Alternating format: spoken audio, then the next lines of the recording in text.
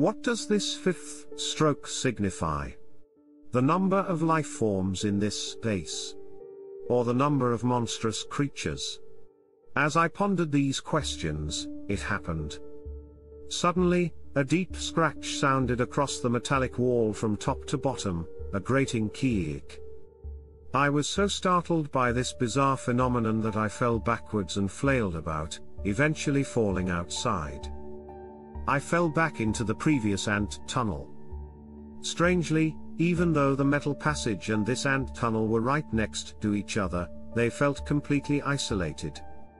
My body, which was trembling from shock just a moment ago, began to calm down. Then I remembered the strange life form whose eyes I had encountered and fled from in this place. As I thought about this, I felt a sense of strangeness. That experience felt like it happened at least a year ago. Even if I had wandered in the metal passage for a long time, it could not have been more than 2 days, could it? I was becoming somewhat accustomed to this incomprehensible situation. What's the big deal? I was satisfied to have escaped from the worst-case scenario of being scratched to death by the invisible monster's claw. So once again, I prepared for a new start in this ant tunnel. Trying to remember, I tried to forget the terrifying experience I had just had. I closed my eyes, took a deep breath, and decided to focus on this new beginning.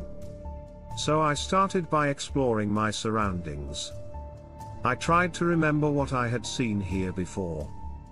This place was an endless tunnel that looked the same without any signs.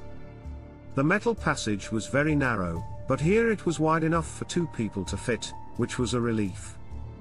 If only that I wasn't there.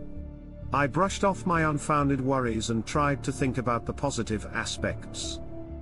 I hadn't been able to look around properly then, but if this place has even a slight similarity to the metal passage, I might be able to find things I need, like food.